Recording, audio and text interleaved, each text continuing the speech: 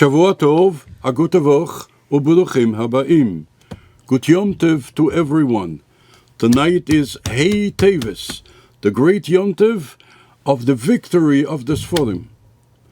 It is safe to say, friends, that what was Yutas Kislev for the Alter Rebbe and for the Chassidim of the Alter Rebbe, and what was Yud Beis Tammuz for the previous Rebbe and the Chassidim of the previous Rebbe, is Hey Tevis for the Rebbe and for the Rebbe's Chassidim. Hey Tevis is the Chag HaGeula of the Sforim, and technically the Chag HaGeula, the Rebbe's Chag HaGeula, the Rebbe's Yom Tov. So therefore this is a day that it is associated with the Rebbe himself. I remember, and many do as well, the great Simcha of Hey Tevis.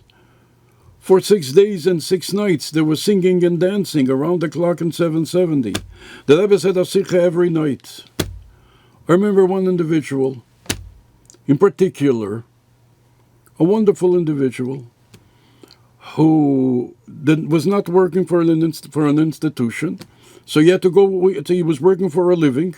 So after he danced the whole night in 770, he went home. He took a shower, maybe he took a nap for a little while, and he went to work. And he worked the whole day, and at night he came dancing. And I remember him saying, "Do you know why I'm so happy? Do you think because there are now more Sforim? Do I need more Sforim? Is that my problem in life? I don't have enough Sforim to learn. I should know the Sforim that I have." Well, there's one thing. The Rebbe is happy. It's a simcha by the Rebbe. And if it's a simcha by the Rebbe, it's a simcha by everyone. And that is really basically the explanation why Hey Tevis is such a Yom Tov by all the Bavitch Chassidim. Because the Rebbe was happy, and now the Rebbe is happy, everybody is happy. If it's a Yom Tov by the Rebbe, it's a Yom Tov by everyone. And the Rebbe spoke words that you didn't hear before. The Rebbe said that this was a vindication of all the Bavitch Chassidim. Just like in the days of the Alter Rebbe, there was a kitrug on the Alter Rebbe. When the Alter Rebbe went out of jail, the kitrug was off on everyone. It's the same thing now. There was a heavenly kitrug that is now completely off. That's the way the Rebbe saw this. So this is a vindication for everyone. Whether we understand it or not, the Rebbe says that to us. So therefore it was such a great Yom Tov. I remember my brother, Olav Shalom, passed away this year. Told me about a certain individual. He says, you won't believe what happened. Shabbos, after Hey Tevis, that year. There was a verbinding in shul in Tel Aviv. And then he said, it was a pleasure to see. And this individual took a little mashke, and he was happy, he was besimcha. And you would ask him, why are you besimcha? What, you don't have any sforim to learn, and now you have more sforim? That's not what he cared for. He was besimcha for one reason. Because the Rebbe is besimcha. So this is what Hey Tevis is all about. The simcha of the Rebbe. We will return to that in a moment. But first, our customary story. And the customary story, Rabbi say, or stories in this case, are connected with Hey Tevis. They are two phenomena that brought about the victory of the Sforim. One is connected with the Rebbe, one is connected with the Rebbetzin, or if you may, both with the Rebbe. And this is what we know. The Rebbe said to the people who were in charge of the court case that they should look for the letter of the previous Rebbe to Dr. Alexander Marx. It's a letter written in 1946, I believe. Well, the previous Rebbe writes to him that he should help get the Sforim back. And the previous Rebbe writes openly, the Sforim that belong to the library, that belongs to Agudas Chasidei Chabad. And the Rebbe mentioned it, and the Rebbe says it can't be that the Rebbe would write something that he didn't think was correct. So if the previous Rebbe himself writes in a letter, and he puts a signature to it, that this library belongs to Agudas Chasidei Chabad, there is no question whatsoever. And as it turned out, this is what the judge accepted. That's one thing. That's one of the reasons. And the second reason is the deposition of the Rebbetzin. And the way we heard the story, that the Rebbetzin was a little hesitant on doing the deposition. And she said to the Rebbe, she doesn't know how well she's going to do, and she's worried. And the Rebbe said to her, you'll do very well. Go and do the deposition, you'll do very well. The Rebbe said that. And the Rebbetzin did. And in the middle, they asked her about a question, who does the library belong to? She said, my father and the Sforim belong to Chassidim. And they told the story, when she said that at the deposition, two things happened. One, the attorney for the other side was there. He was taking a part in the deposition. The moment he heard the Rebbetzins answer, he threw the pencil on the table. Like, I give up. He threw the pencil. The second thing that took place is that the head of the opposition was there sitting in the Rebbetzins' house. A few moments after the Rebbetzin said that, he left. So it was known that the words of the Rebbetzin had an effect. And they told the story that they played a copy of the deposition, they played this part, for the judge in the courthouse, which means they put a monitor in front of the judge, and the judge listened. And generally, judges are very, very careful, including Charles Sifton, of not showing emotions to either side. But some people overheard that when he heard the words of the Rebbetzin, he said something like, incredible, or just incredible. So these are the two factors that played the major role in the victory of the Sforim. Going back to the victory of the Sforim, let's see what the Rebbe himself says about the victory of the Sforim and about what we can do. The Rebbe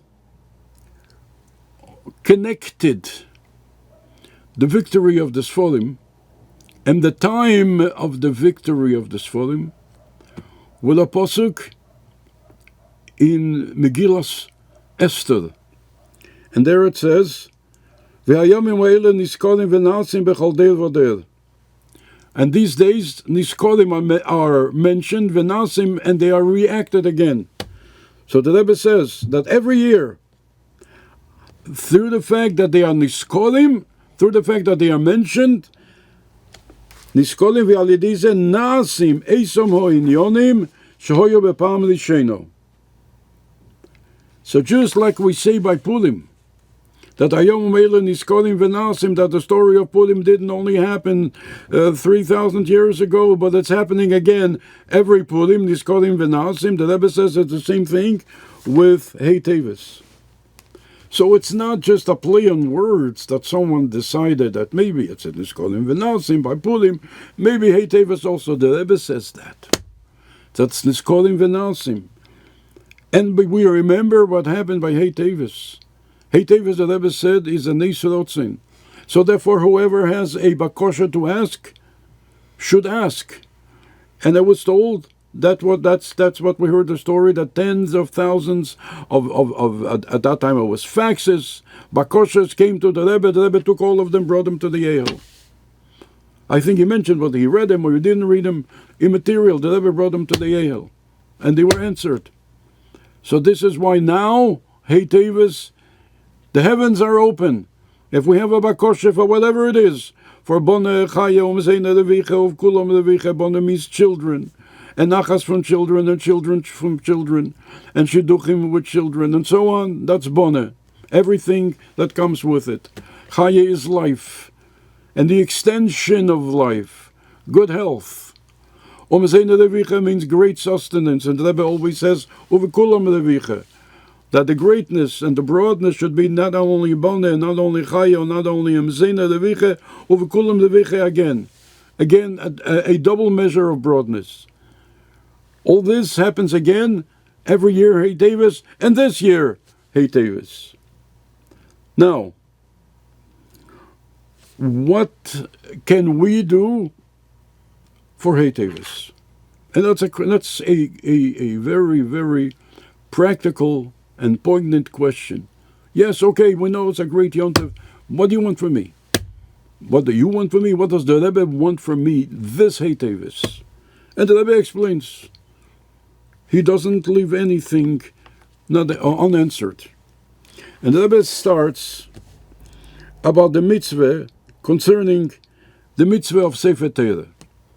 And from what we know, the mitzvah of writing a Sefer Torah is that you commission your own Sefer Torah, which many do, or you are part of the writing of a Sefer Torah that someone else writes. And you have one letter, or you have more, whatever you have, you're participating in the writing of a Sefer Torah. And then the Rebbe brings a Rosh. The Rosh says like this, that the chiyuv of writing a Sefer Torah was Iker, the main reason was Bedelis Orishenim, was the former generations. So your case from Sefer Torah v'leimdim bei. You wrote a Sefer Torah. For what purpose did you write a Sefer Torah in the olden days? Because you learned from the Sefer Torah. You were teaching children, Bereshis Bara came from what? From a Sefer Torah. That was the reason for writing a Sefer Torah. And then he says, Aval ho'idno, shekeis v'im Sefer Torah, u'manichim eisi bevotich nisiyis likreis beibarabim. But now that is not the reason for writing a Sefer Torah. Now you write a Sefer Torah so that you should be able to read in the Sefer Torah on Shabbos, on Yom Tov, on Monday, on Thursday, and so on. Therefore, says the Rosh, mitzvah sasehi al kol ish misroil asher yodim hasegetz. It's a mitzvah saseh on every Jew that can afford it. Lichtev chumshei Torah u'mishna u'gemara u'purusheim. That he should write. This was before printing press.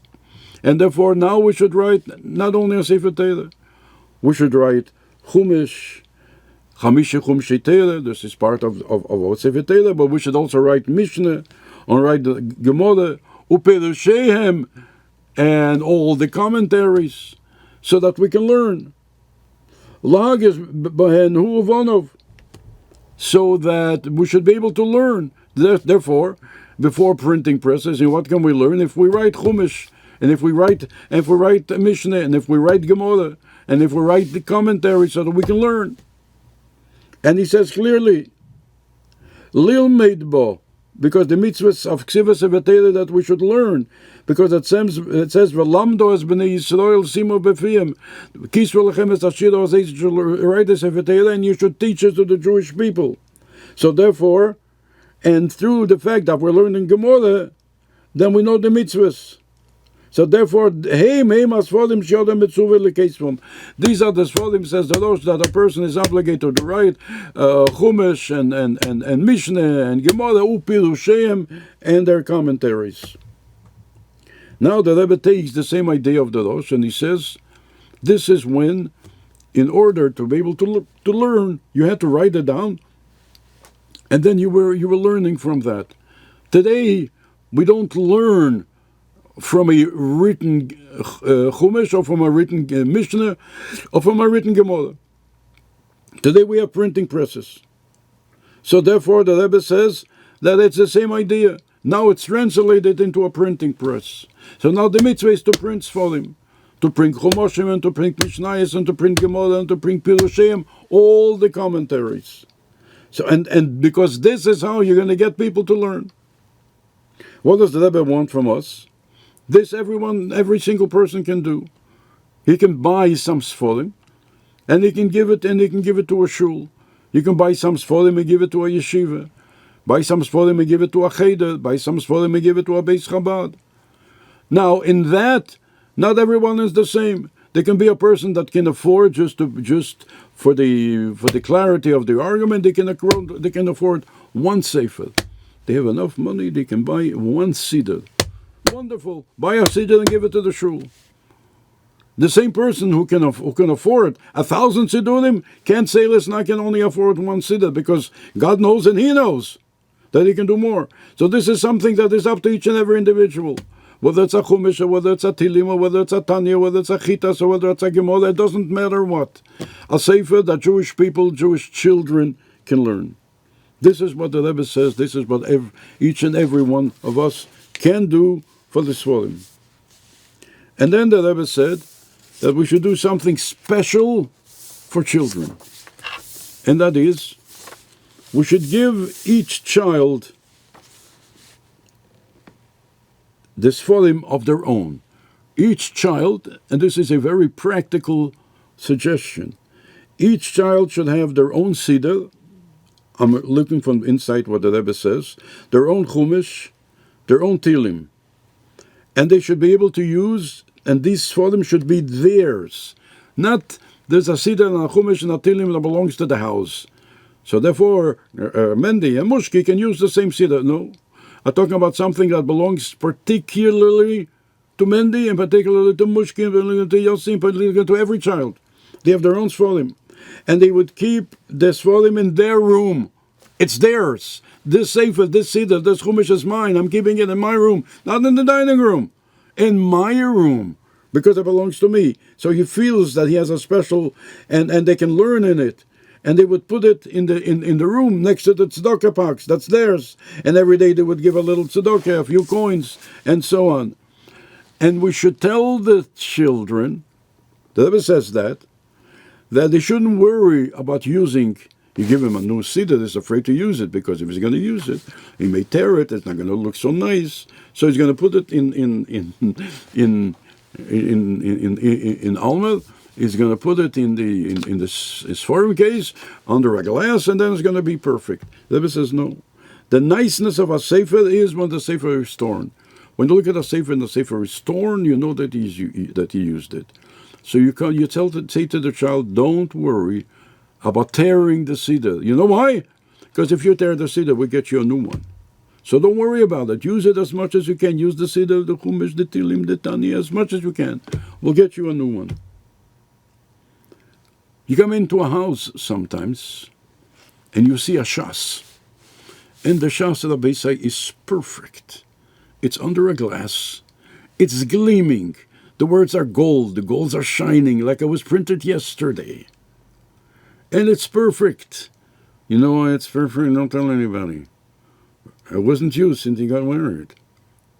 Then you come into a Shas. You come into a Shas, to a house, and you see a Shas, and the Shas is torn. Baruch Hashem. That means the Balabas was learning. You see a Rambam. The Rambam is torn to pieces. Why? Because you learn the Rambam every day. That's wonderful. Then you know that he used it. Forget about under a glass. This is not a museum. He used it. There was a wonderful Jew in this community. His name was Pinchas Kolf. And he was bringing with the Bach, and that's what I heard then. And he said, we're all saying, Di da notzach. He says, what does Di da notzach mean? And he said it in his own way. Does Di da notzach mean vivon? No. Di da notzach does not mean, or does not, the translation is not vivon. Or not even we won. Because if you were going to say we won in Aramaic, then the words would not be Di da notzach. Would be anan nitzochayo. Di da notzach does not mean we won. Pinikorf was absolutely right. I say Pinikorf lovingly. Di da notzach means ours won. Ours, our Rebbe, our Sforim, ours, not we. Ours won. Di dan belongs to us. We won. We, ours won. Our Rebbe won. It's the Rebbe's nitzochen. Our Sforim won. It's a nitzochen of Sforim. So therefore it has a special meaning to each and every one of us. Learning more in the Sforim as much as we can.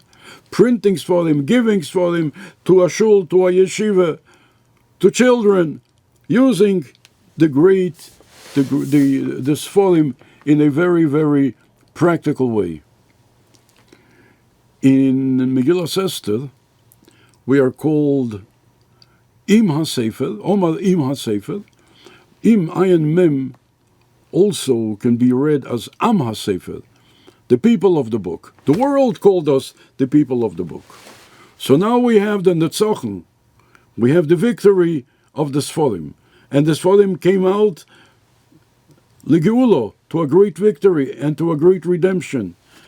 And soll der Rebbe helfen that from the victory of the Sforim there should be a victory to the Am HaSefer, to the people of the book. And from the redemption of the Sforim there should be the redemption of the Am HaSefer, of the people of the book, of the Jewish people. And each and every one of us should see the Geula Ha'amitis V'Yashlema coming our way, Gesundheit und Freilichkeit. Ubagolo Didano V'Simcha Uvtuv Livovo V'Tiva Nile Ve'Anigle U'Lamato Me'asol Atfochim U'V'Chesed U'V'Lachamim V'Tekef U'Miyad Mamesh